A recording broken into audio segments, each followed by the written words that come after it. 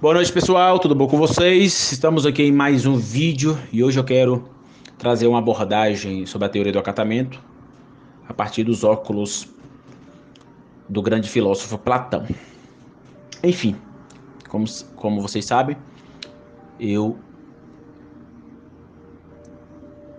assumo a sentença de que não é Morfé que se submete a Rilé, é Rilé que se submete a Morfé, ou seja, não são as formas que submete a matéria, é a matéria que deve submeter a forma. Por quê? Porque quando, de modo tradicional gnoseológico, o eu patenteia a realidade aí, o que vemos é justamente a forma da coisa. Então, essa sentença, como eu falei, assumindo aí as positividades tanto do Olavo de Carvalho quanto do Edmund Husserl, é justamente assumir a realidade enquanto forma próter. Claro, não tem como tirar a materialidade. É tanto que quando a gente tira o eu da captação gnoseológica e deixa a coisa aí em si, sem essa binoculação, o que temos é justamente essa união matéria e forma, forma e matéria. E na coisa em si, ela é uma só. Na coisa em si, matéria e forma é uma coisa só, substância. Porém, quando coloca o eu, que possui um aparelho cognitivo dado pelo Deus Trino, diante dessa realidade aí, ou seja, quando o eu noético, ou a noesis, como diria o russo, né? Capta a noema, capta justamente percebendo sempre, na primeira, próter, a forma das coisas. Isso veio do Duns Scott, veio do Hermann Doiver, veio do Mário Ferreira dos Santos, do Avicena, podemos perceber alguns conceitos importantes do Avicena. Temos também o Olavo de Carvalho, o Russell. Então, não é Morfé que se submete a Rilé, é Rilé que se submete a Morfé. E o que eu vou falar hoje aqui? A minha contribuição vai partir justamente dos princípios platônicos, o grande Platão, né? Então vamos lá.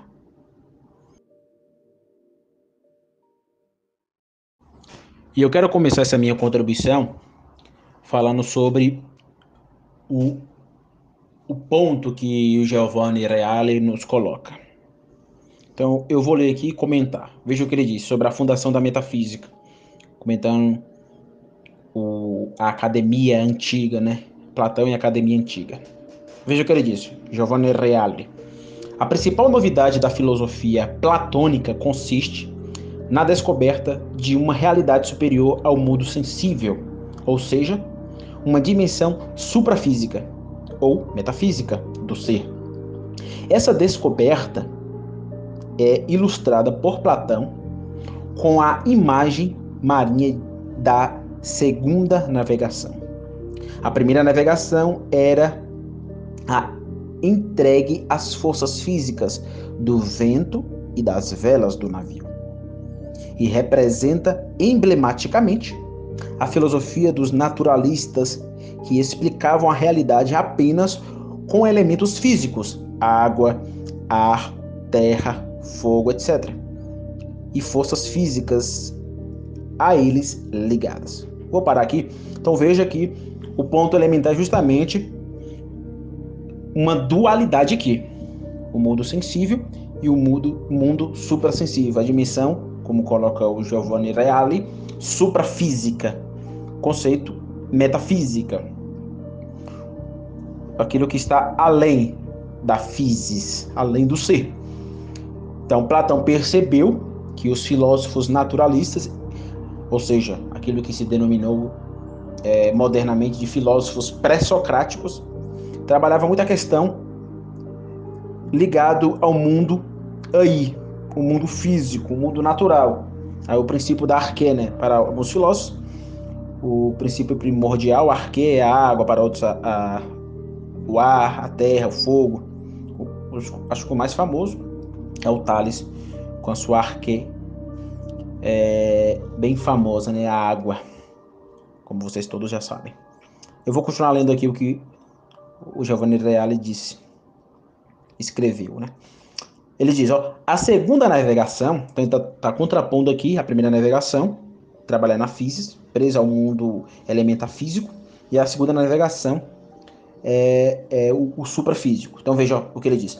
A segunda navegação entrava em jogo quando as forças físicas dos ventos, na bonança, não eram mais suficientes, e era então entregue às forças humanas que impulsionavam o navio com os remos. Para Platão, ela representa a filosofia que, com as forças da razão, se esforça para descobrir as verdadeiras causas da realidade, para além das causas físicas. Eu vou ler o mito da caverna, a teoria da caverna, tanto faz. E no mito da caverna a gente encontra essa dualidade da primeira navegação e segunda navegação. O que está aqui fisicalizado e o para além da physis, para além do mundo natural. Esses dois mundos, como vocês sabem, é muito importante. E na teoria, ou no mito da caverna, nós vamos encontrar justamente essa dualidade entre a coisa sensível, aquilo que assume forma fora, aquilo que Platão vai chamar de mundo das sombras, com uma contraposição do mundo ideal, o mundo das ideias, ou o mundo das formas. Então, o que a gente percebe aqui? Já considerando algumas contribuições da teoria do acatamento, consequentemente, considerando todos os filósofos que eu já citei aqui, né? Claro. Que trabalhar a forma é trabalhar a forma enquanto dualidade. Então, a forma em si possui uma dualidade. Possui uma dualidade porque temos a forma na primeira, próter, a forma ôntica, quando eu direciono a realidade, eu assumo uma forma no mundo sensível, no mundo das sombras, no mundo da coisa aí, que é imperfeita. Imperfeita não no sentido de demonizar a realidade, mas no sentido de ela ser limitacional, relativa, porque se existe sempre a potencialidade de um ato ser melhor, vou colocar nessa expressão, significa que ela não atingiu a sua perfeição. Por isso que eu vou falar da entelequia aristotélica, a beatitude, princípio de beatitude, e aquilo que o Mário Ferreira dos Santos chamava de tímese parabólica. Eu vou explicar o que é isso daqui a pouco. Então vai ser muito importante compreender isso para a gente ter uma compreensão do princípio de perfeição e antiperfeição e o atingir a perfeição na sua forma máxima. Como sabemos, somente Deus é ato puro. Somente Deus é plenamente perfeito. Deus não precisa ser melhor. Mas a realidade relativa, ela possui a potencialidade. Ou seja, existem virtualidades potentivas no ato, nas atualidades. Então, o ato pode se potencializar, ser melhor. Consequentemente, se ela pode ser melhor, ela não atingiu, e nunca vai atingir, claro, a perfeição absoluta, porque absoluto só um primordial, como sabemos, não é isso? Então o ponto elementar do mundo das sombras, ou o mundo imperfeito platônico, não é uma heresia colocada diante ao cristianismo. Eu provei isso, claro, estou reverberando a tradição ferreiriana, sou um ferreiriano, né? Então não é herético você que se diz cristão e assumir a positividade da imperfeitalidade do mundo das coisas a partir desse princípio platônico. Então esse é um ponto muito importante, muito importante.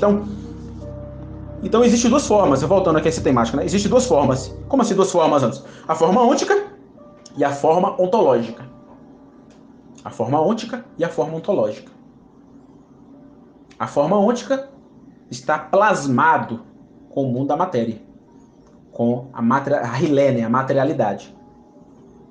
Então Aristóteles vai ter uma discordância, porque ele vai puxar a forma para cá e vai ter uma discordância aqui com a ideia da formalística enquanto para além deste mundo.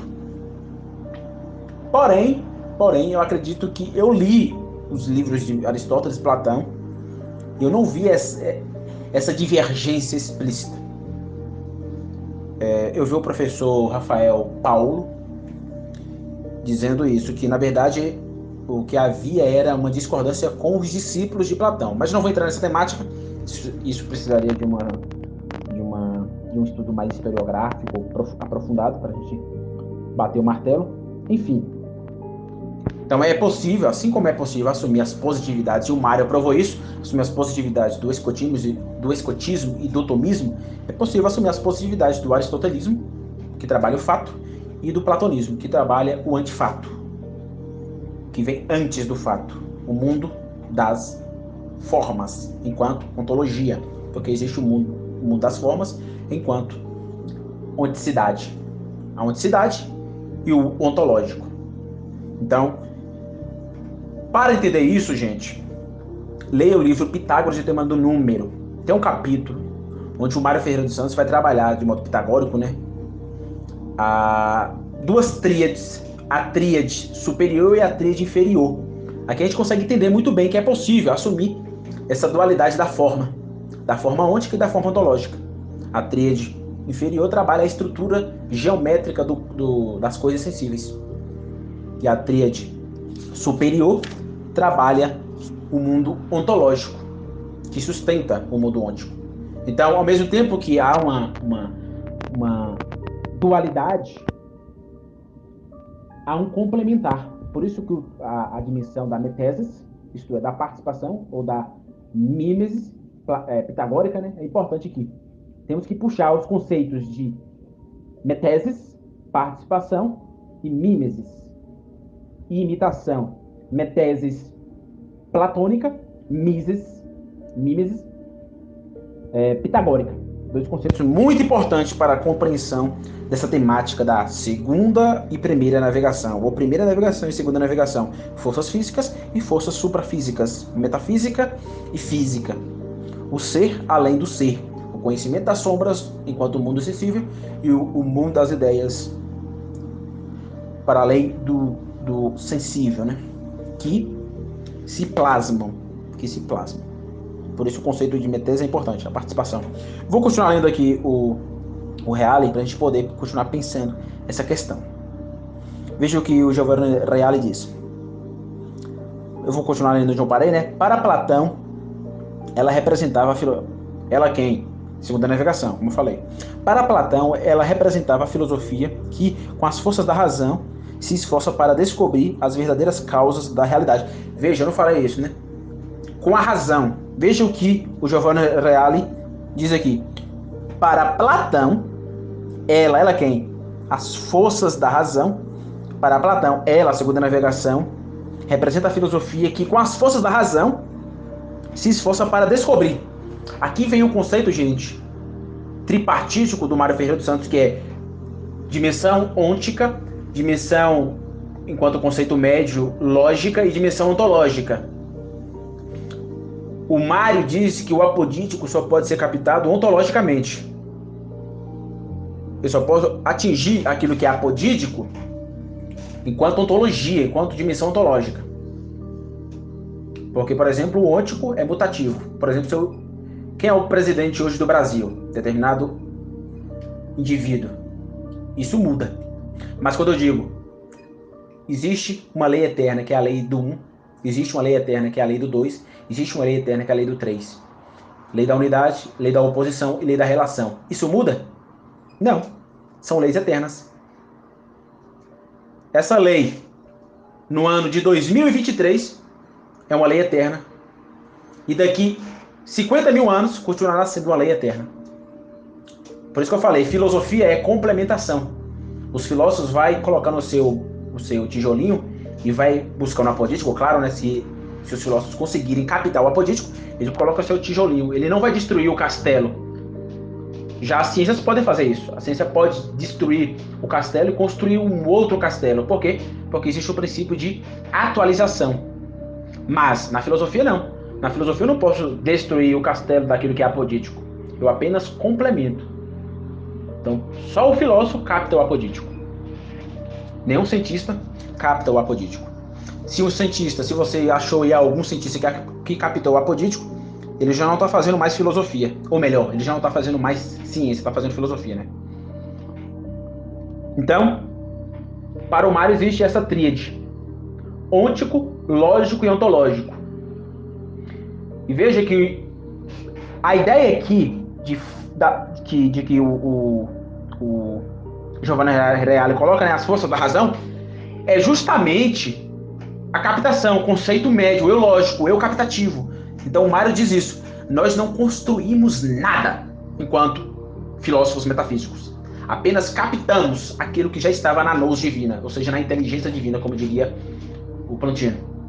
Já estava na nous do um primordial. Então, Deus emanou o mundo ôntico e estruturou esse mundo ôntico enquanto leis metafísicas ontológicas apodídicas. E como nós somos uma crise separativa que conhece desconhecendo, consequentemente a gente está sempre tentando captar aquilo que é apodídico. Então, o conceito de captação se dá no conceito médio. Como assim se dá no conceito médio? Conceito lógico.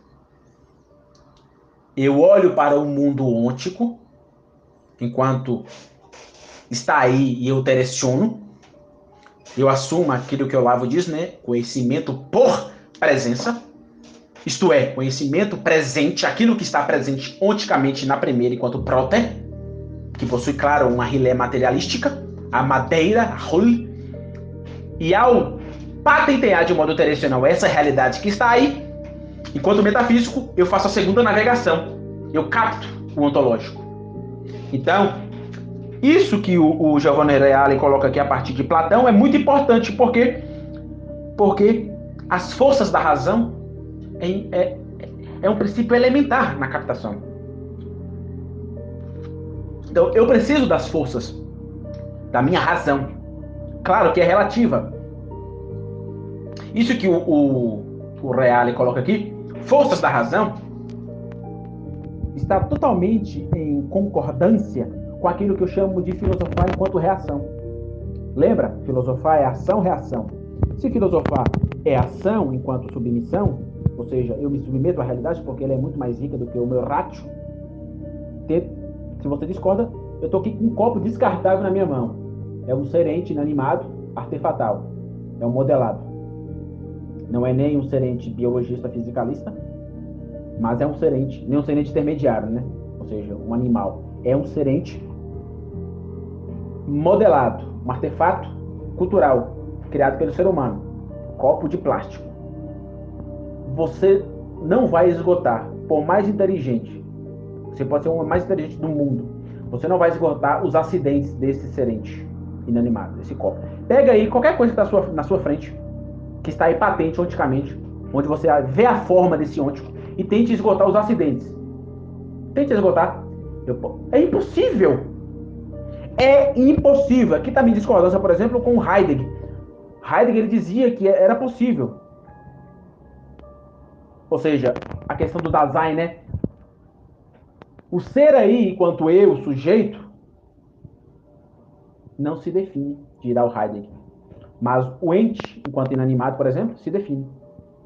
Claro que o eu, enquanto sujeito, sou sublime, e o Heidegger está correto, é impossível me definir o ser humano, porque existe uma ente chamada religiosa. Porém, tente definir um ser inanimado.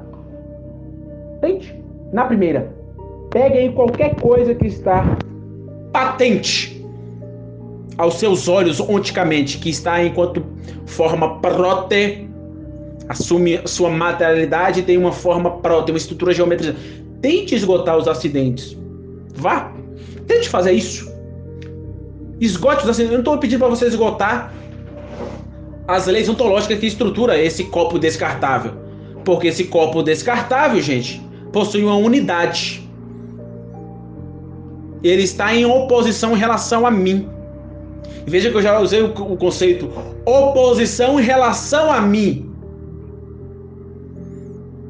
Lei do 1, lei do 2, lei do 3, não é isso? Só que existe uma reciprocidade. Um ativo e um passivo nesse copo. ativo e passivo, enquanto matéria e forma. Forma matéria, porque em todo ato formativo e potência materiável, há esse dançado yin yang. Em todo ato formativo que é ativo, né? Ato formativo da forma, enquanto ativo, tem um pouco de passividade nele. Enquanto potência materiável, passiva, tem um pouco de atividade. E no ato formativo tem um pouco de passividade. Entendeste? Então, esgote. Não precisa fazer uma metafísica ontológica do copo. Apenas tente esgotar os acidentes. Vou deixar claro. Como assim esgotar os acidentes antes? Quais são as possibilidades, todas as possibilidades possíveis desse copo? Esse copo pode cair no chão. Eu posso amassar esse copo copo pode pegar fogo. Esse copo eu posso colocar em cima do micro-ondas que está aqui na minha frente. Esse copo pode ficar em cima de uma garrafa de energético. Esse copo que está aqui na minha frente. Esse copo pode estar acima do livro. Esse copo pode... eu posso colocar um lápis dentro do copo. Eu posso pegar esse cachimbo aqui que eu estou na minha frente e colocar dentro do copo. Eu posso pegar um pano aqui velho e colocar dentro desse copo. Eu posso pegar esse copo e jogar lá fora. Esse copo pode ir para determinado lado. Esse copo pode ir para outro lado. Esse copo pode viajar dentro de um avião. Esse copo pode viajar dentro de um carro. Eu posso ouvir um motoboy pegar esse copo e levar lá para Juazeiro, ou para Porto Seguro, ou para Salvador. Esse copo pode viajar no navio e atravessar os oceanos. Esse copo pode ser colocado Coca-Cola. Esse copo pode ser colocado água. Veja! Vá! Tente esgotar os acidentes de um ente. Veja como você é limitado. Veja como eu e você somos limitados. Eu provei... Isso aqui eu tô sendo bem olavista aqui. Viu? Eu provei que, onticamente, a realidade é superior ao seu ratio.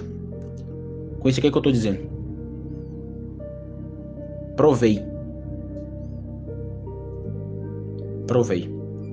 Então eu tenho uma discordância por assumir as positividades da filosofia de Olavo de Carvalho e desenvolver o conceito aí de filosofar ação-reação, né? Eu discordo do Heidegger quando ele diz que o ser inanimado, por exemplo, o ser inanimado, ele é definível. Não, ele não é definível. Ele não é definível. Só é você aplicar, como eu falei, o conceito de acidente. Eu entendo o que ele está dizendo, porque ele está fazendo uma contraposição entre o sujeito, o eu, o Dasein, o ser aí no mundo que está existente aí, e é muito mais sublime do que qualquer coisa, e esse inanimado. Ou seja, o ser sujeito, o eu, é muito mais sublime do que esse copo, claro, né? Então eu entendo esse ponto, mas discordo quando ele aplica o conceito de definição. Não, o copo não pode ser definido. A sua razão, o seu ratio nunca vai definir nada. Por que não vai definir nada? Quem discorda, refute o Mário Ferreira dos Santos. Conhecer é desconhecer, gente. A razão que tende ao homogêneo, que tende ao ôntico na primeira, que tende ao ato formativo enquanto o próton na primeira, que é materiável, né? A potência materiável. A razão não esgota aquilo que é patente enquanto homogêneo aí. Aí eu vou usando a minha intuição e vou buscando os heterogêneos acidentais nesse copo. Eu vou esgotar? Não vou. Por isso que o Mário disse que o sujeito que observa o objeto seja na razão ou na intuição, conhecendo ou desconhecendo. Variantes e invariantes. Variações e invariações. Impossível. E quem discorda, me demonstre. Estou aberto. Acredito que estou apodítico. Tem gente me reclamando, falando, como você pode dizer que... Como você pode dizer para alguém refutar ou... Isso é filosofia. Se eu estiver errado, alguém tem que demonstrar. Se eu estou errado, alguém tem que falar, você está errado. E eu, como filósofo, vou aceitar. Se você conseguir, claro que eu tenho que aceitar a verdade da realidade. O ponto não é o eu. Como diz o Olavo, eu vi uma aula dele e falou sobre isso. Você deve descrever o objeto no sentido que você desaparece. O que fica é só o objeto. A voz do filósofo desaparece. O filósofo é tão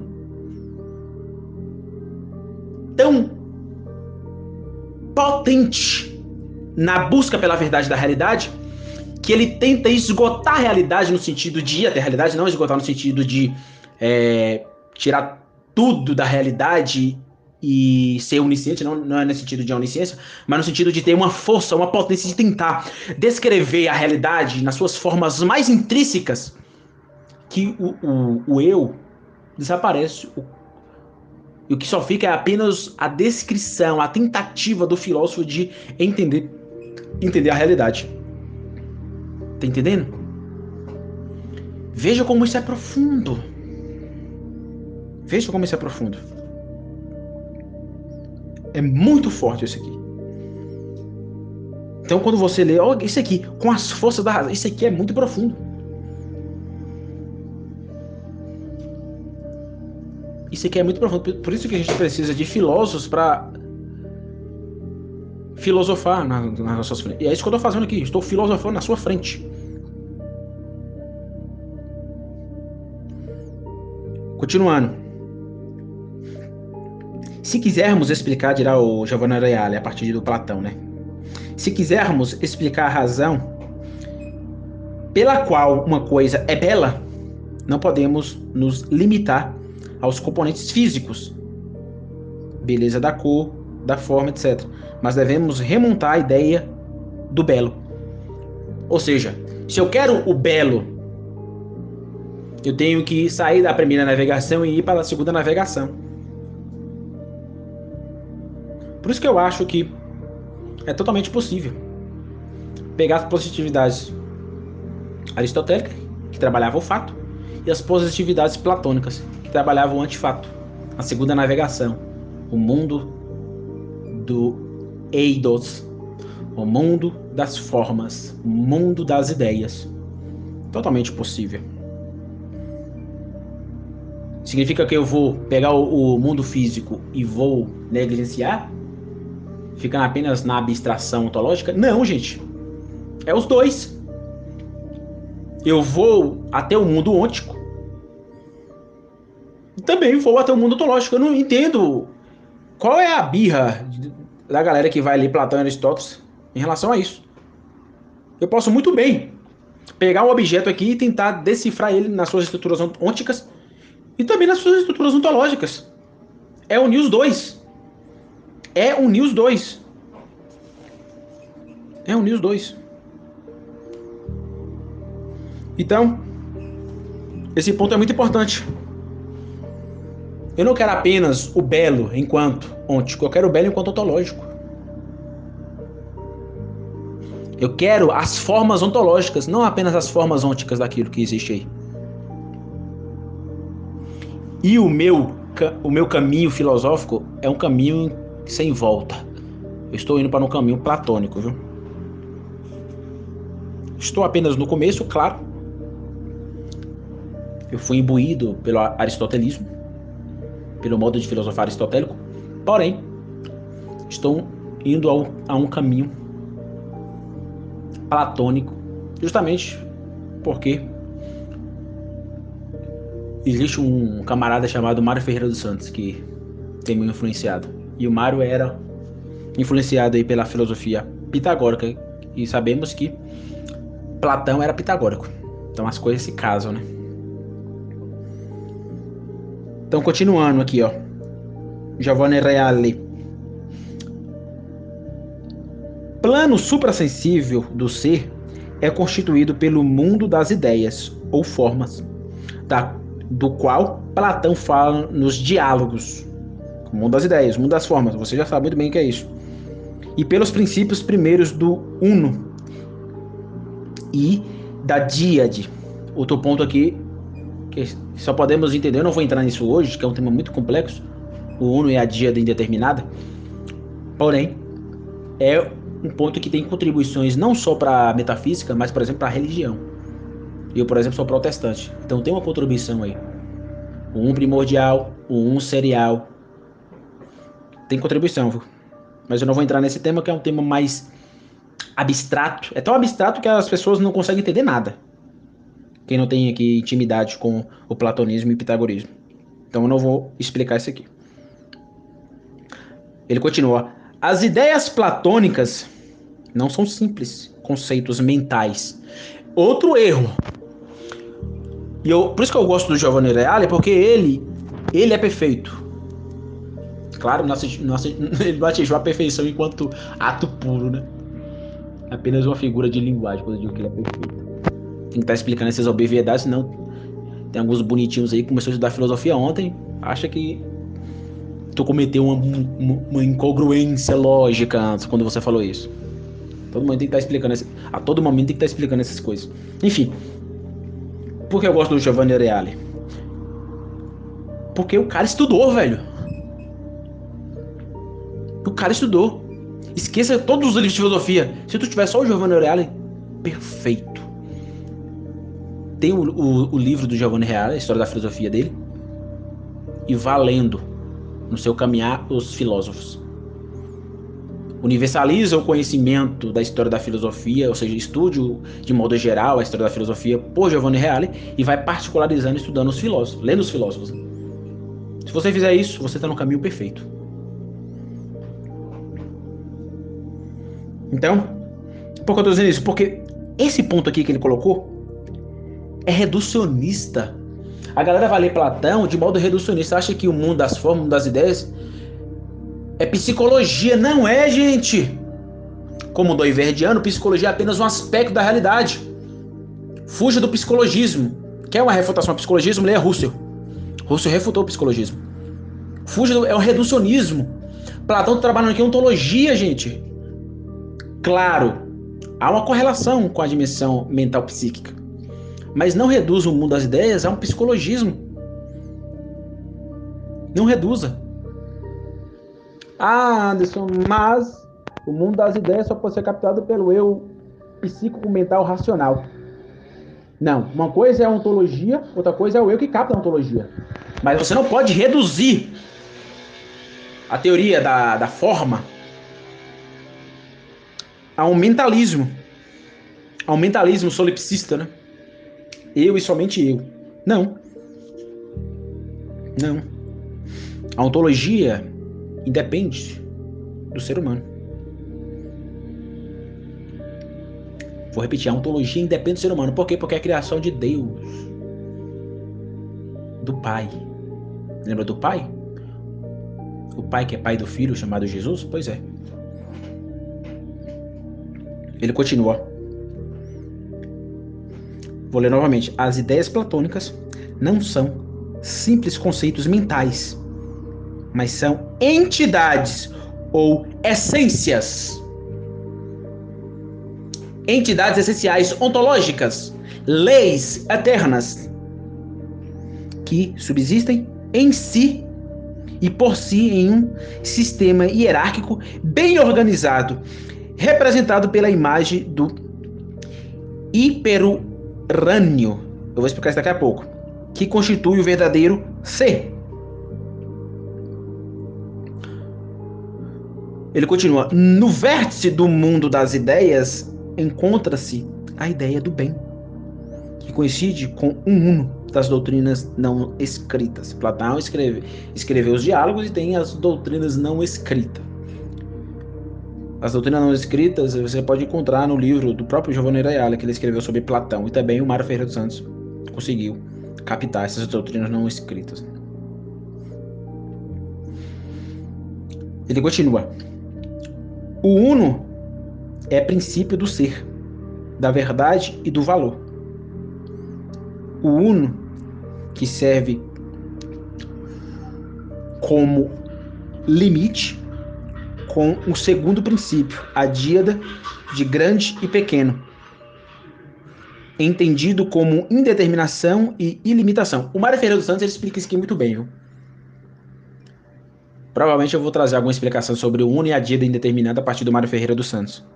Ele explica isso aqui muito bem. Eu não vou explicar isso agora, porque é uma questão bem abstrata. É bem abstrato essa questão do uno. Eu vou tentar trazer exemplos para a gente poder explicar. Porque se eu for só explicar aqui abstrativamente, vai ficar uma coisa incognoscível. E eu não quero ser incognoscível. Quero ser compreendido, claro.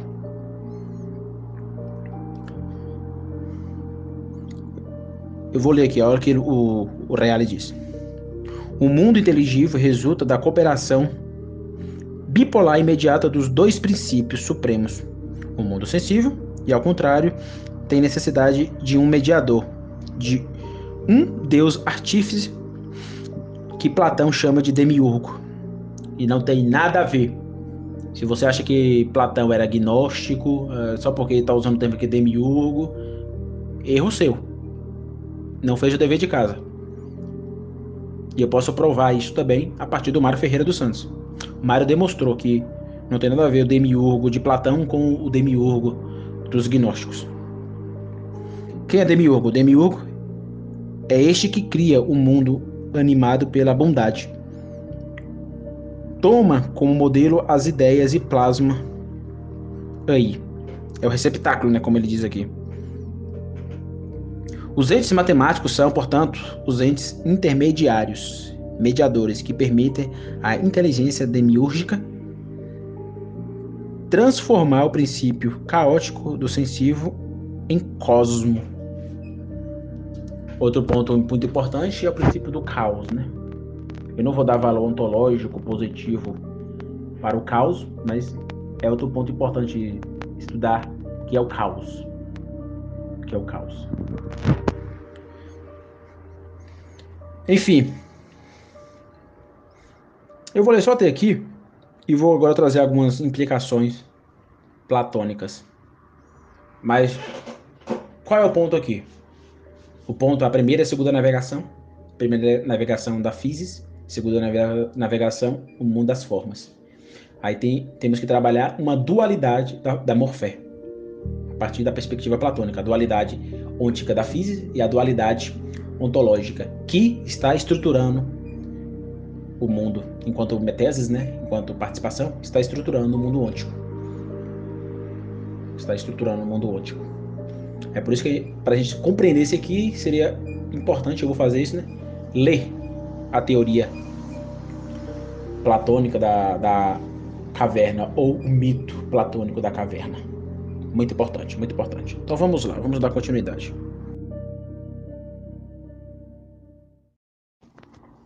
Então, se existe forma ôntica da physis e forma ontológica que estrutura o mundo da physis, onticamente falando, há um dualismo, há uma crise, um separar.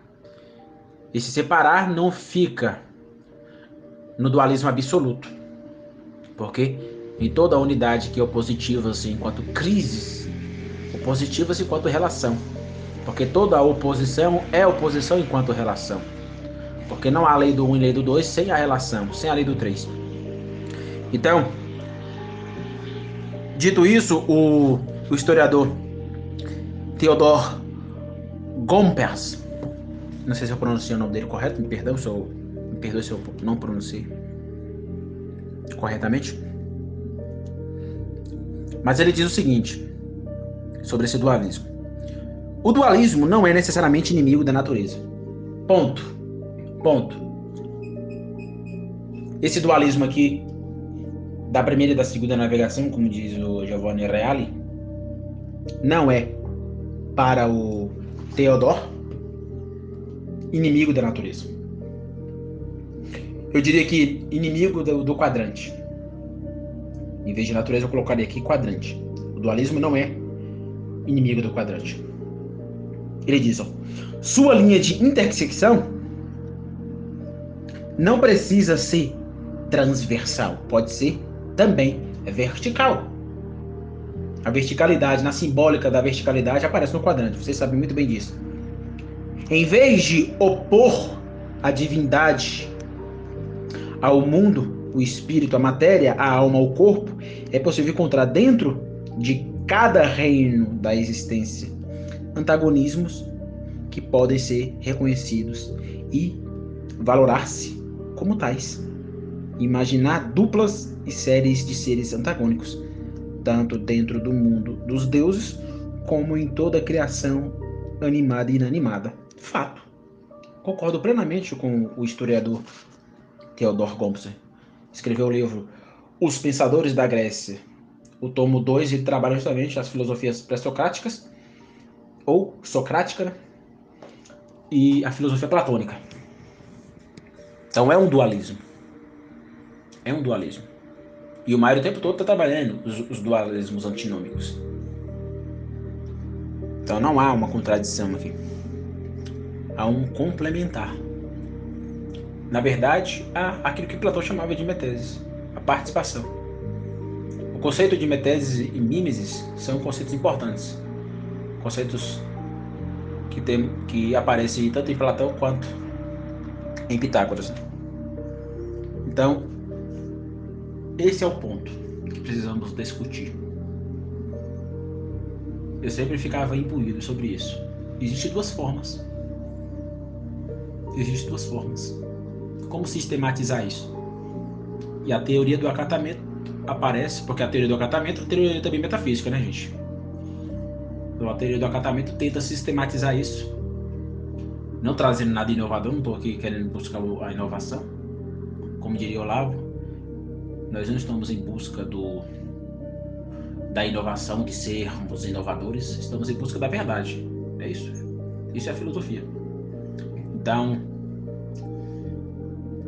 essa dualidade deve ser assumida, essa dualidade antinômica, da forma ôntica da primeira navegação, a physis, e da forma ontológica da segunda navegação, o mundo das formas, o mundo das ideias. E é sobre isso que eu quero falar agora, e aqui eu vou encerrar meu ponto.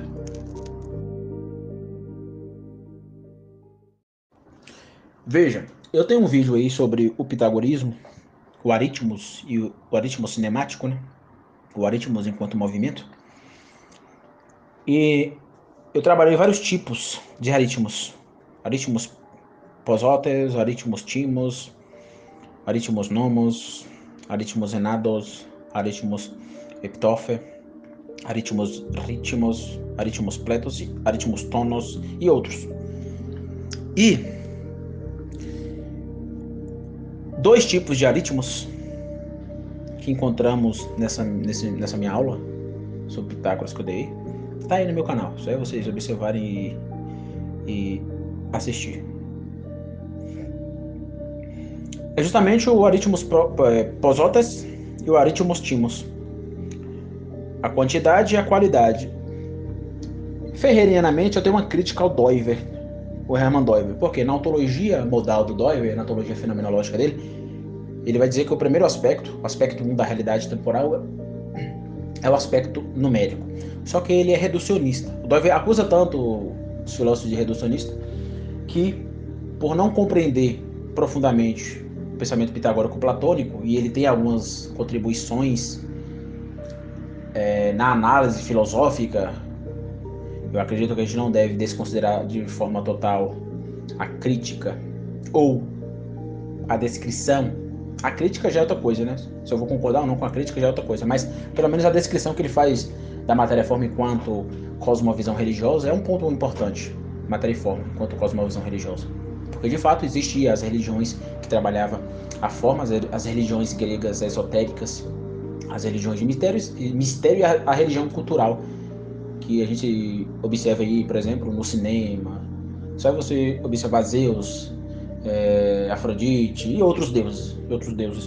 Seria a religião cultural, a religião exotérica, com X, a religião que tende para fora. E ela trabalha essa dualidade matéria e forma, né? Porém, o Doiver, ao analisar, por exemplo, na sua ontologia, o aspecto que ele chama de aspecto modal numérico, ele reduz o aspecto modal numérico ao aritmos posóteis, isto é, a quantidade. Porque para ele o aspecto modal numérico possui o núcleo de sentido. E qual é o núcleo de sentido? O núcleo de sentido é quantitativo. Quantitativo, gente, enquanto cardinal ou ordinal. 1, 2, 3, primeiro, segundo, terceiro. possui para ele, né, temporalmente, porque o tempo cósmico atravessa todos os aspectos, possui uma ordem de duração. Analoga-se, então, há um certo diálogo entre esse pensamento divergente dos momentos analógicos de cada aspecto com o pensamento pitagórico. Então, eu posso enriquecer o aspecto numérico a partir das analogias modais, porque existe aquilo que ele chamava de antecipação e retrocipação. Quando a gente olha para o aspecto numérico, enquanto o primeiro ele não possui retrocipações, ele possui apenas antecipações. Antecipação no espaço, antecipação na dimensão biótica, antecipação na dimensão física. E eu posso, por exemplo, fazer vários momentos analógicos do aspecto numérico sobre outros aspectos. E é impossível eu trabalhar os outros aspectos sem o aspecto numérico. Por exemplo, o espaço trabalha a dimensão numérica. A dimensão biótica trabalha a dimensão numérica. A dimensão psicológica ou física trabalha a dimensão numérica.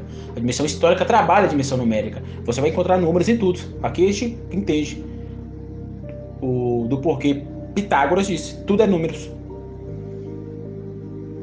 Tudo é número. O pan é numérico. Pitágoras não está sendo reducionista. Usando a própria filosofia do Doiver. Não está sendo. Não está sendo só você observar os momentos analógicos.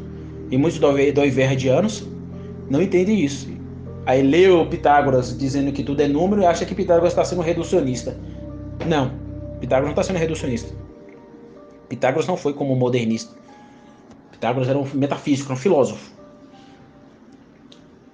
Porém, quando o Doiver trabalha de modo isolado o aspecto numérico, ele cai no reducionismo de reduzir o aspecto numérico ao aritmos pós-óteis. Só que, pitagoricamente falando, e é que eu estou imbuído de toda a filosofia ferreriana, existe também o aritmos enquanto timos. O que é aritmos enquanto timos? É a qualidade. Qualidade enquanto ontologia. E aqui a gente pode trazer a distinção. Porque trabalhar o aritmos pós-óteis enquanto quantidade é trabalhar a estrutura geométrica. E onde a gente encontra a estrutura geométrica? Encontramos na dimensão ôntica. Não é isso? Porém, o número possui uma dimensão de qualidade ontológica. Aí temos a distinção de primeira e segunda navegação, como disse o Reale. Tá entendendo? Quantidade e qualidade. Qualidade e quantidade. Então isso é um ponto muito importante para a gente dar o nosso pontapé. Aritmos pós-óteis e aritmos timos. Qualidade ôntica, numérica, geometrizante, ou melhor, quantidade ôntica, numérica, geometrizante e qualidade ontológica, metafísica. É a partir do aritmos timos que a gente pode trabalhar a captação ontológica das leis eternas do Mário Ferreira dos Santos. Tá entendendo? Porque nós não podemos reduzir o aritmos, como diria Doivo, ou seja, os números enquanto aspecto modal, reduzir apenas a um aspecto da realidade e achar que números é apenas um modo. Quanto pós-óteis, não podemos fazer isso, porque há a qualidade, e o Mário provou isso na sua captação ontológica pitagórica da década sagrada. Mas a década sagrada já estava no Pitágoras. Sim, mas o Mário deu a sua contribuição apodítica.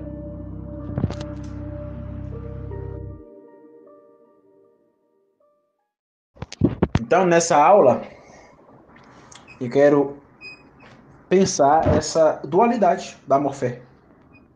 Não tem como eu trabalhar a teoria do acatamento e negligenciar isso aqui. Eu preciso trabalhar isso aqui. Então, vamos lá. Então, para Platão, repetindo, né? E o Giovanni Reale demonstrou isso. Para Platão, formas existem sozinhas no mundo das ideias. Fato.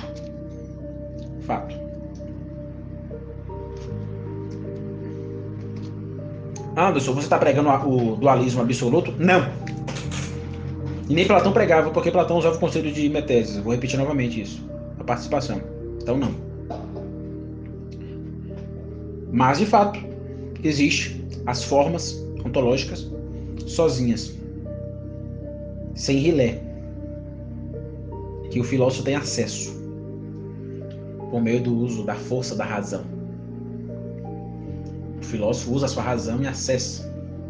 Por isso aquele cabra lá que sai lá do mundo das sombras, o mundo sensível das sombras, se desprende das suas correntes e vai até o mundo das ideias, aquele cara é o filósofo. É o cabra que está driblando, vamos dizer assim, né, o mundo ôntico, geometrizante, está indo até aquilo que estrutura esse mundo ôntico, que tem contato com o Sol. O Sol representa isso. O Sol de meio-dia, trazendo a luz densa, ontológica, para estruturar o mundo ôntico aí na minha frente. Mundo das ideias. E o Sol ali, do meio-dia, que ilumina tudo, que emana, simbolicamente representa um primordial. Por isso não tem como pensar ontologia sem o Pai, sem Deus, sem o primordial. Claro que existe um no contexto beta, contexto relativo finitivista, mas existe um primordial no contexto alfa, contexto sobrenatural. Aquilo que eu chamo na filosofia quadrante de o transcendente. Transcendente esse que transcendentizou-se. Essa ideia de transcendente transcendentizou-se tem aí uma coadunação com o princípio de operandi mundi do Plotino. O uno nous, o uno primordial, o um primordial que tem uma inteligência divina e opera enquanto inteligência divina a criação, opera na criação, porque ele é criador da criação. Então, esse é um ponto importante. Formas existem sozinhas, sem a releôntica, no mundo das ideias. E, novamente, não estou pregando o dualismo antinômico, ou melhor, não estou pregando o dualismo antinômico absoluto, ou seja, o dualismo absoluto, porque isso é absurdo. Logo, tem uma participação com a rilé ôntica. Então, a teoria das formas possui uma positividade quadrantizante. Como assim quadrantizante? 4 aspectos. Primeiro, a teoria das formas, seu quadrante, trabalha a abstração. Então, o abstracional enquanto eidos enquanto ideia. Segundo, o mundo das ideias só pode positivar-se na nous do primordial, o Sol, que representa a simbologia. E todas as religiões, isso se dá justamente por causa da graça comum, né? Todas as religiões têm as religiões enquanto religiões altas, né? Porque existem as baixas religiões, eu não vou entrar nesse tema, que é um tema polêmico. Se eu falar aqui das religiões baixas, eu vou acabar sendo processado. Então não quero receber nenhum processo. Enfim, o um primordial representa, nas altas religiões, o Deus. É Deus. Para deixar claro, um primordial é Deus. Então, o mundo das ideias só pode positivar-se na nous do um primordial, na inteligência divina. Porque quando você olha para um copo qualquer, esse copo possui uma estrutura ontológica que veio do um primordial, do Pai, onisciente, onipresente e aformático. Terceiro ponto. Há arquétipos ontológicos estruturantes. Quarto ponto. As leis eternas estruturam tudo que existe onticamente. Ôntico enquanto concreto. O concreto aí. O concreto aí é aquilo que assume forma matéria, ou seja, aquilo que, enquanto concreto, é ato formativo e potência materiável. Seguindo aí um princípio ferreriano, o que é o concreto? É o crescer com. É o eu da razão e intuição que conhece desconhecendo, seja nas suas atualizações e virtualizações, buscando suas variações e invariações, que conhece o não eu. Essa linguagem aparece no livro do Mário sobre lógica e dialética e também no livro Filosofia e Cosmovisão. Esse sujeito-objeto, que é o primeiro vetor da Deca dialética, não há filosofar sem esse primeiro vetor, sujeito-objeto. Na verdade, não há nada sem isso, né? Enquanto episteme e enquanto agnoilogia também, enquanto doxa, a frônese. Então, o sujeito o eu, crescendo com o não eu. O não eu é aqui enquanto objeto. O não eu é aqui enquanto objeto.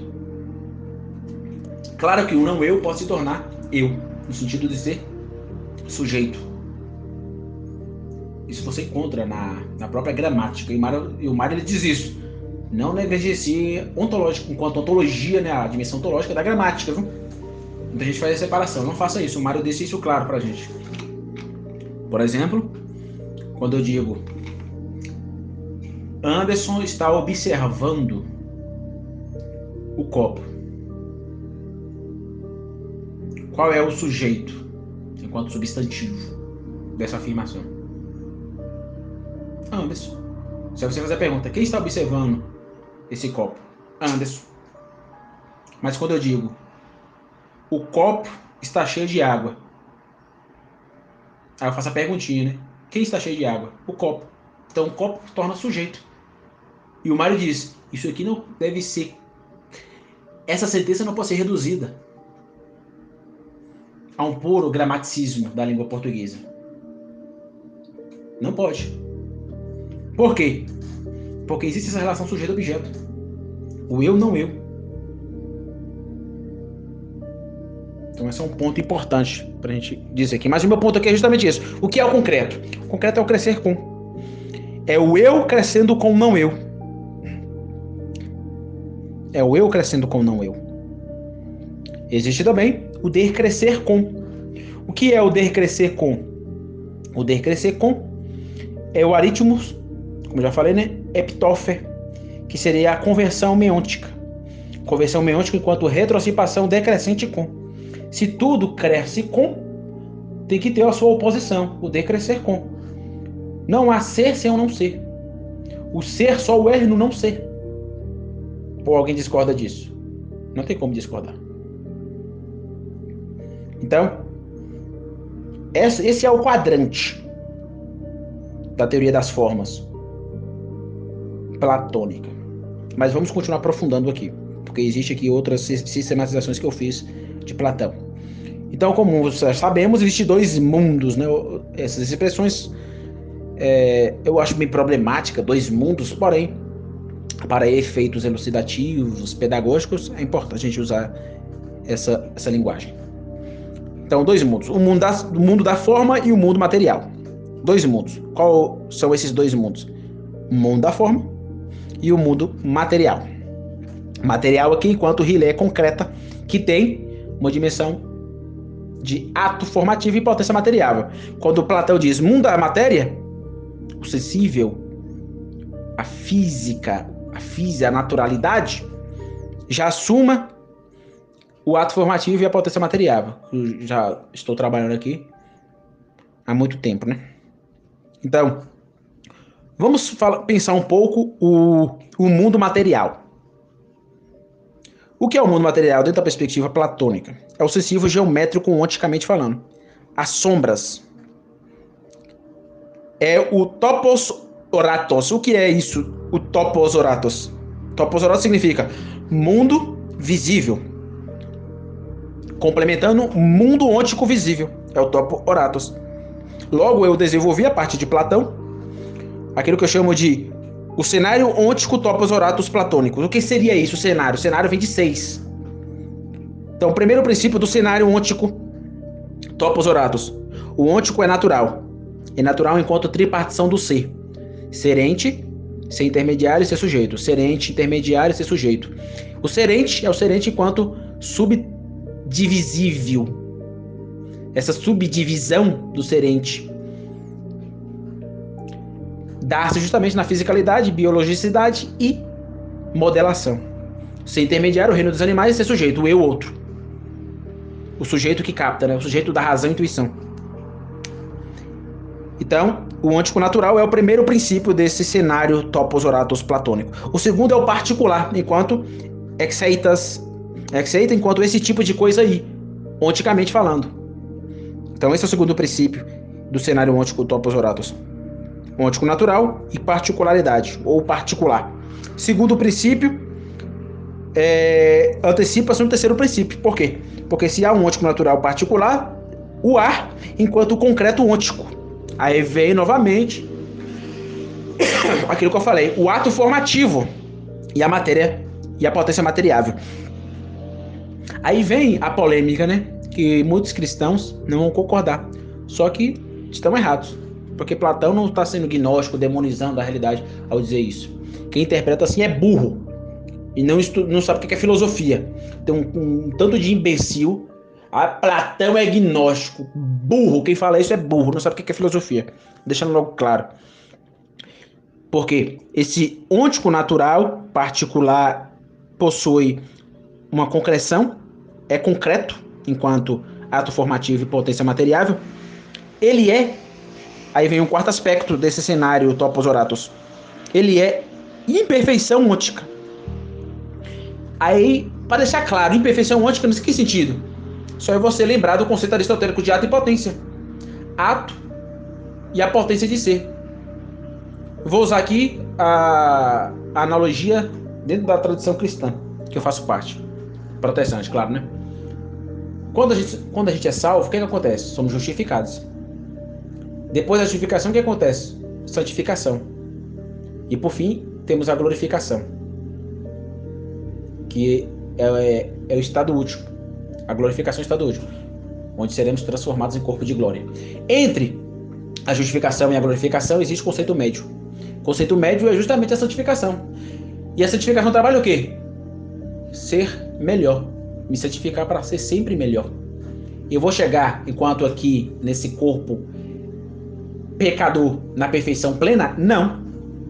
Porque eu estaria deificando o meu eu e negligenciando o pecado original. Tá entendendo? Então o que acontece? Acontece que eu sou imperfeito.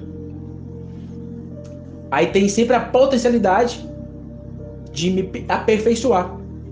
Se eu colocar o conceito de potência na jogada, você entende o que é imperfeição. Que Platão tanto diz sobre o mundo sensível, o mundo da física, as sombras. Porque imperfeição ôntica é sempre ser melhor. Tudo possui uma positividade no sentido de isso poderia ser melhor. Por isso que Platão tem que ir para o mundo das ideias, porque o mundo das ideias encontra-se as leis eternas. Deus nos permite, filósofos, ter acesso a leis eternas.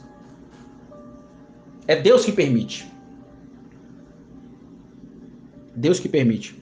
Então foi Deus que tirou aquele cabra lá da caverna e levou lá para o mundo das formas. Foi Deus. É Deus que faz isso. Então não há metafísica sem o poder divinatório. O poder do Pai. Então a imperfeição nesse sentido. Só é você, novamente, repetindo, só é você entender o conceito de ato e potência. Acabei de usar o exemplo aqui da vida cristã. Princípio de santidade. Ser sempre melhor. Por quê? Porque eu estou em busca da perfeição. Eu sei que nunca vou ser perfeito, mas existe a potencialidade de eu sempre ser melhor enquanto um cristão santo. E essa ideia reverbera sobre tudo. Tudo que você encontra aí não atingiu o ato puro. Quem diz que atingiu o ato puro é perfeito na sua forma plena, enquanto ato puro, supremo, já não sabe o que é a distinção criatura e criador. Ou seja, deificou a realidade. Então Platão está corretíssimo, gente. Platão, ele dá uma estrutura ontológica para esse princípio de imperfeitabilidade, que se casa muito bem com os princípios aristotélicos. Por isso que eu falei para você, usa o exemplo de ato e potência e você vai entender a ideia de imperfeição ôntica. Além do ôntico natural, da particularidade e do concreto ôntico, há a imperfeição ôntica e a antecipação na mutabilidade ôntica. Se eu tenho a possibilidade de sempre me santificar, porque nunca atingirei, enquanto ato puro, a santidade plena, isso significa que existe uma mutabilidade. Por isso Deus é imutável. É um atributo incomunicável dele, né? Deus é imutável justamente por causa disso. Por isso que Deus é perfeito. Não existe nenhuma imperfeição nele. Tá entendendo o ponto? Então, além da imperfeição ôntica, há a mutabilidade ôntica. O mudar-se. E por fim, há o perecimento ôntico. Perecer enquanto fim. Porque tudo enquanto o ato relativo for aí, terá um fim. Tudo terá um fim. Tudo, tudo, tudo. Não terá um fim na nós divina. Porque tudo que o é, antes de ser, já era. E depois de ser, continuará sendo na nós divina. Mas enquanto nós aqui, na triangularização eu, realidade e outro, estamos sendo e vamos deixar de ser. Claro que quando o Olavo diz tudo aquilo que acontecia não desacontece, isso é um atributo ontológico, né? Ele só pode dizer isso justamente assumindo a positividade teontológica do pai do um primordial. Tudo que acontece não desacontece porque existe um primordial, onisciente, onipresente, que esgota tudo aí. Tá entendendo? Então a perecibilidade, ou o perecer ôntico, é o sexto princípio, que estrutura aquilo que eu chamo aqui de o cenário ôntico topos oratus platônico. Só que existe outro ponto. Eu estou trabalhando aqui o mundo material, não é isso? Agora vamos trabalhar o mundo das formas, ou o mundo da forma. O que é o mundo da forma? É o sustentáculo enquanto aritmos pós-ótes. Lembra que eu falei para vocês?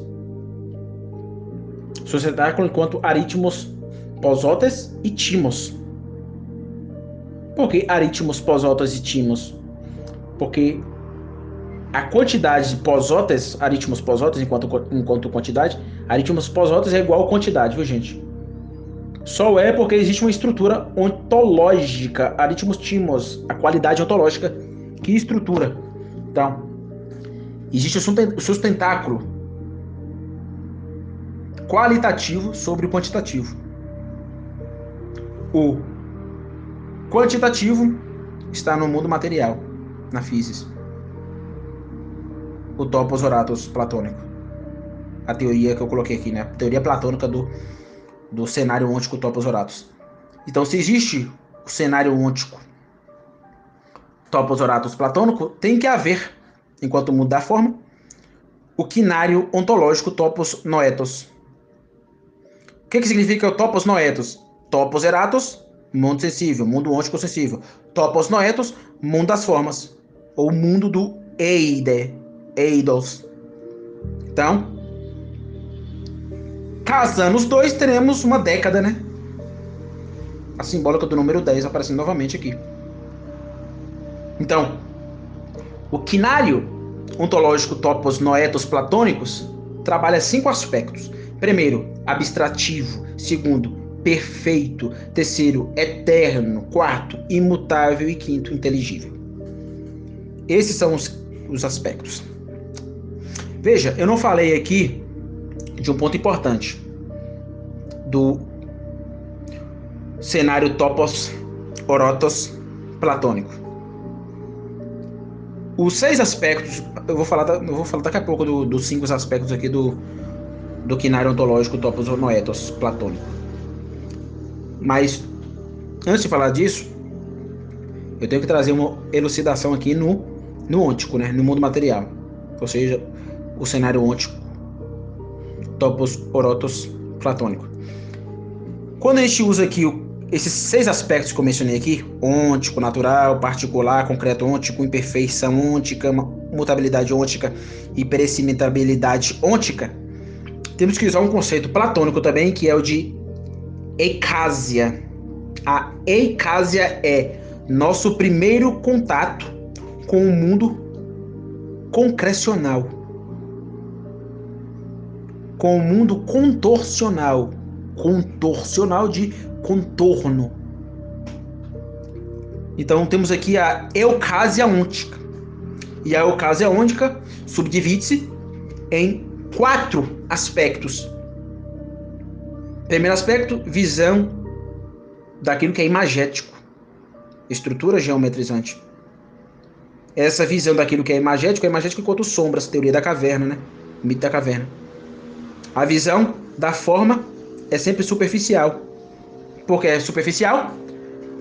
Lembra que eu falei para vocês? Tenta esgotar todos os acidentes de um copo de plástico. Pois é. É superficial. A minha visão telecimental é superficial. E por fim, a visão do imediato enquanto incompleto. É sempre incompleta.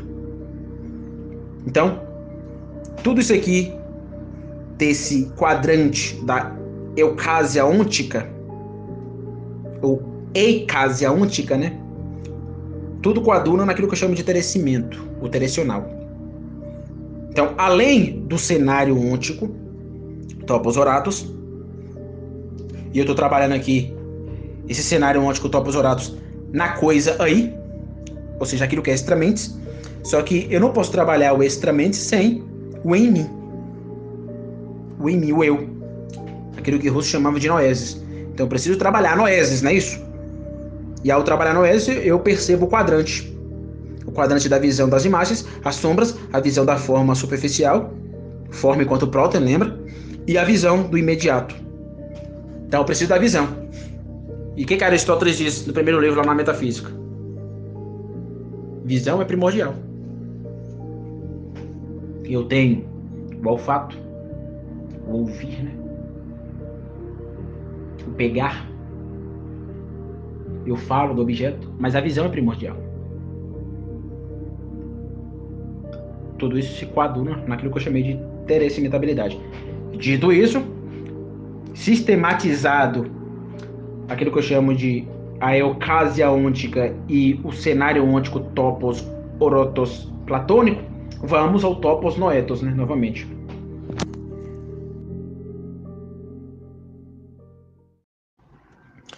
Então, o topos noetos platônico é o mundo da forma. E o topos orotos platônico é o mundo da matéria. Matéria enquanto matéria relativa. E como eu falei, o abstrato é o primeiro ponto desse quinário ontológico topos noetos platônico. Então, o abstrato é enquanto abstrato ontológico. A ideia que independe do sujeito ôntico. A forma que está na caverna, né? Essas abstrações é aquilo que o Mário chama de, a partir da escolástica, viu? O Mário está dizendo isso aqui. Entidades ou seres de razão puramente metafísica, que são perfeitos. A ontologia, por advim do Criador, são perfeitas. São perfeitas porque são apodíticas e eternas. Entende perfeição aqui no sentido de ser apodítico. Lembra que eu falei para vocês? Toda a captação ontológica apodítica não pode ser atualizada ou destruída. Por isso que é perfeita. Além de ser perfeita, é eterna. Perdurará. Perdurará. Aquilo que o Mário chamou de unidade, lei do 1, perdurará. Lei do 2, perdurará. Logo é eterna. Logo é eterna. Além disso, por ser eterna, é imutável. Como assim no sentido de ser imutável, Anderson? Veja, eu não estou confundindo aqui criatura com criador. Deus que cria as leis ontológicas. Mas o mundo das formas é onde encontramos o apodítico. Porque o mundo ôntico nos engana. Não porque a coisa extremamente é enganosa em si mesma, mas porque existe o eu da queda, gente. Veja que é totalmente possível unir Platão com a doutrina cristã. O mundo é problemático não porque o mundo é um problema em si mesmo. Nós não somos gnósticos, nós não demonizamos a realidade. As coisas são problemáticas por causa do eu. Eu sou o problema. 3 inimigos, né? Eu mesmo, o demônio e a cultura, que é a reunião de eus, né? É isso? Aquilo que eu chamo na filosofia quadrante de tus multiplicam. Então, as leis eternas são perfeitas, está no mundo abstrato enquanto eidos, e independe do sujeito ôntico, apesar da participação, como eu já falei, né? E é imutável, não vai mudar. A lei do 1 vai ser lei do 1 hoje, 2023. Em 4023, continuar sendo lei do 1 e lei do 2 e lei do 3. Tá entendendo? Por isso que o Mário vai perdurar. Enquanto houver humanidade, a filosofia do Mário perdurará. A filosofia de Aristóteles perdurará. A filosofia de Platão perdurará. Buscar o apodítico. E são inteligíveis, são compreensíveis. Não é incognoscível. A ontologia não é incognoscível. Ela é totalmente cognoscível. É tão cognoscível que eu posso usá-la na realidade. Eu falei isso para o Renato. Quando eu olho para as coisas que estão patentes na minha frente, eu vejo a filosofia do Mário na minha frente. Eu vejo as leis eternas na minha frente. Quando eu pego um copo aqui descartável, eu vejo a filosofia do Mário nesse artefato cultural. O Jean-Paul Sartre, ao ler o Heidegger, perdão, ele disse: eu posso filosofar olhando para uma xícara. Eu digo mesmo do Mário Ferreira dos Santos, digo mesmo do Doivert e digo mesmo do Platão.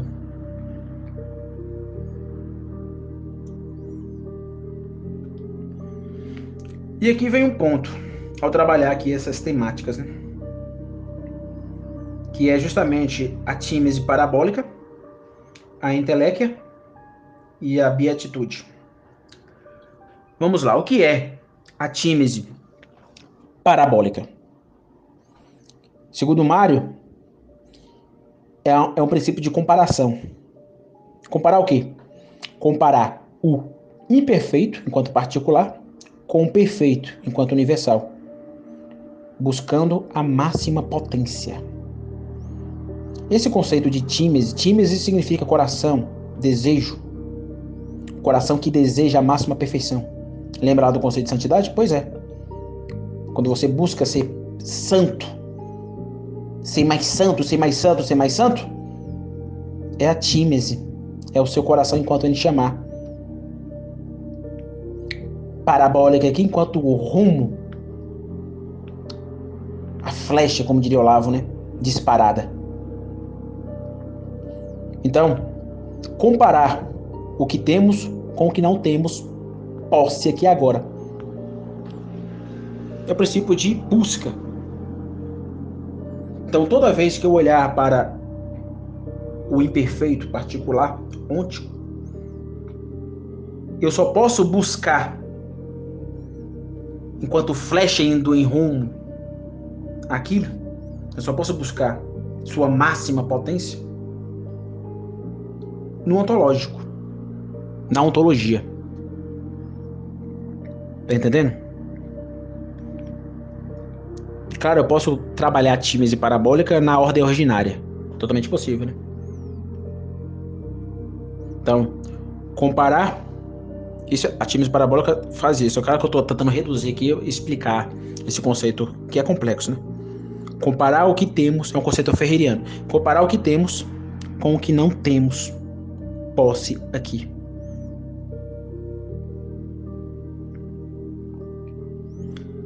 Veja, nunca chegaremos à perfeição de nada. Mas chegaremos. Podemos chegar no ontológico. Nunca chegaremos à perfeição de nada enquanto dimensão ôntica. Por isso que eu falei do cenário ôntico topos orotos platônico. Qual é os aspectos que temos? 6. Entre eles temos a imperfeição e a mutabilidade e o perecimento. São princípios ontológicos que estruturam tudo que existe aí. Então temos que olhar para as imperfeições buscando a perfeição ontológica. Olhe para o mundo material relativo buscando sempre a perfeição ontológica. E quando você faz esse movimento, isso está em Aristóteles, né? Onde você chega, gente? Veja, chegamos em Deus. Então não há ontologia sem Deus. Eu vou buscando as estruturas ontológicas, e o fim último, a entelequia absoluta é Deus. O que é entelequia? Conceito platônico, aristotélico, viu? Seria a realização plena e completa de algo. E eu só posso chegar na realização plena e completa se eu for fora da caverna e perceber que todas as leis ontológicas que estruturam o mundo ôntico advêm do Criador. É o que eu chamo aqui de intelecto absoluta. A realização plena de tudo está em Deus. Eu só posso encontrar o estado de beatitude no Criador. Por isso não há metafísica sem teologia. Não há filosofia primeira sem o princípio teontológico. Um primordial. Não há. Por isso que a filosofia quadrante começa onde? Primeiro princípio. Primeiro princípio estrutura o segundo princípio, o terceiro princípio e o quarto princípio. Entendeste? Então, esse é o ponto. Esse é o ponto. E agora eu concluo falando sobre a nous.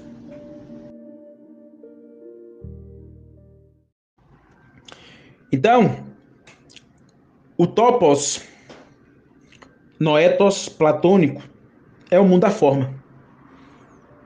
E o topos orotos platônico é o mundo da matéria. Matéria enquanto matéria relativa. E como eu falei, o abstrato é o primeiro ponto desse quinário ontológico topos noetos platônico. Então, o abstrato é enquanto abstrato ontológico. A ideia que independe do sujeito ôntico.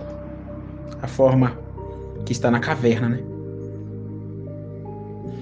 Essas abstrações é aquilo que o Mário chama de, a partir da escolástica, viu? O Mário está dizendo isso aqui. Entidades ou seres de razão puramente metafísica, que são perfeitos. A ontologia, por advim do Criador, são perfeitas. São perfeitas porque são apodíticas e eternas. Entende perfeição aqui no sentido de ser apodítico. Lembra que eu falei para vocês? Toda a captação ontológica apodítica não pode ser atualizada ou destruída. Por isso que é perfeita. Além de ser perfeita, é eterna. Perdurará. Perdurará. Aquilo que o Mário chamou de unidade, lei do 1, perdurará. Lei do 2, perdurará. Logo é eterna. Logo é eterna. Além disso, por ser eterna, é imutável. Como assim no sentido de ser imutável, Anderson? Veja, eu não estou confundindo aqui criatura com criador. Deus que cria as leis ontológicas. Mas o mundo das formas é onde encontramos o apodítico. Porque o mundo ôntico nos engana.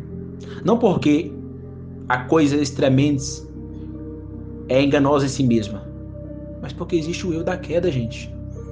Veja que é totalmente possível unir Platão com a doutrina cristã. O mundo é problemático não porque o mundo é um problema em si mesmo. Nós não somos gnósticos, nós não demonizamos a realidade. As coisas são problemáticas por causa do eu. Eu sou o problema. 3 inimigos, né? Eu mesmo, o demônio e a cultura, que é a reunião de eus, né? É isso? Aquilo que eu chamo na filosofia quadrante de tus multiplicam. Então, as leis eternas são perfeitas, está no mundo abstrato enquanto eidos, e independe do sujeito ôntico, apesar da participação, como eu já falei, né? E é imutável, não vai mudar. A lei do 1 vai ser lei do 1 hoje, 2023. Em 4023, continuar sendo lei do 1 e lei do 2 e lei do 3. Tá entendendo? Por isso que o Mário vai perdurar. Enquanto houver humanidade, a filosofia do Mário perdurará. A filosofia de Aristóteles perdurará. A filosofia de Platão perdurará. Buscar o apodítico. E são inteligíveis, são compreensíveis. Não é incognoscível. A ontologia não é incognoscível. Ela é totalmente cognoscível. É tão cognoscível que eu posso usá-la na realidade. Eu falei isso para o Renato. Quando eu olho para as coisas que está patente na minha frente, eu vejo a filosofia do Mário na minha frente. Eu vejo as leis eternas na minha frente. Quando eu pego um copo aqui descartável, eu vejo a filosofia do Mário nesse artefato cultural. O Jean-Paul Sartre, ao ler o Heidegger, perdão, ele disse: eu posso filosofar olhando para uma xícara. E eu digo mesmo do Mário Ferreira dos Santos, digo mesmo do Doivert e digo mesmo do Platão.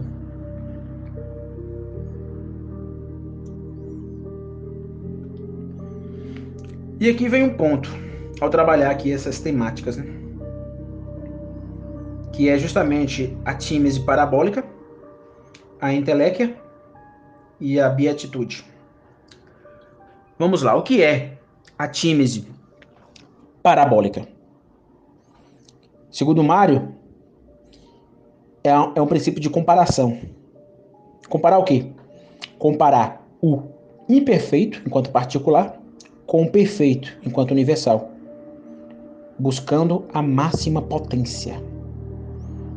Esse conceito de tímese significa coração, desejo, coração que deseja a máxima perfeição. Lembra do conceito de santidade? Pois é. Quando você busca ser santo, ser mais santo, ser mais santo, ser mais santo, é a tímese, é o seu coração enquanto ele chamar. Parabólica aqui, enquanto o rumo, a flecha, como diria Olavo, né? Disparada. Então, comparar o que temos com o que não temos, posse aqui agora. É o princípio de busca.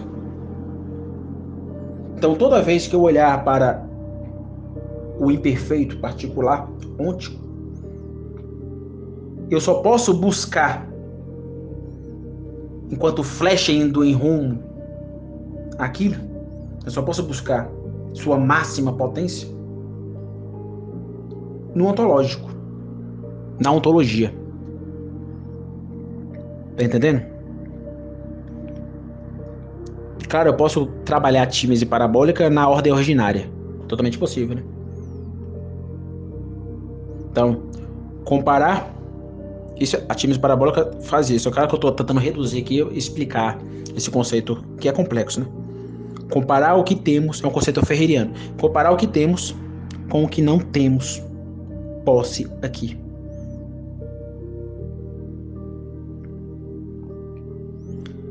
Veja, nunca chegaremos à perfeição de nada. Mas chegaremos. Podemos chegar no ontológico. Nunca chegaremos à perfeição de nada enquanto dimensão ôntica. Por isso que eu falei do cenário ôntico topos orotos platônico. Qual é os aspectos que temos? 6. Entre eles temos a imperfeição e a mutabilidade e o perecimento. São princípios ontológicos que estruturam tudo que existe aí. Então temos que olhar para as imperfeições buscando a perfeição ontológica. Olhe para o mundo material relativo buscando sempre a perfeição ontológica. E quando você faz esse movimento, isso está em Aristóteles, né? Onde você chega, gente? Veja, chegamos em Deus. Então não há ontologia sem Deus. Eu vou buscando as estruturas ontológicas, e o fim último, a inteléquia absoluta é Deus. O que é inteléquia? Conceito platônico, aristotélico, viu? Seria a realização plena e completa de algo. E eu só posso chegar na realização plena e completa se eu for fora da caverna e perceber que todas as leis ontológicas que estruturam o mundo ôntico advêm do Criador. É o que eu chamo aqui de inteléquia absoluta. A realização plena de tudo está em Deus. Eu só posso encontrar o estado de beatitude no Criador. Por isso não há metafísica sem teologia. Não há filosofia primeira sem o princípio teontológico. Um primordial. Não há. Por isso que a filosofia quadrante começa onde? Primeiro princípio. Primeiro princípio estrutura o segundo princípio, o terceiro princípio e o quarto princípio. Entendeste? Então, esse é o ponto. Esse é o ponto. E agora eu concluo falando sobre a nous.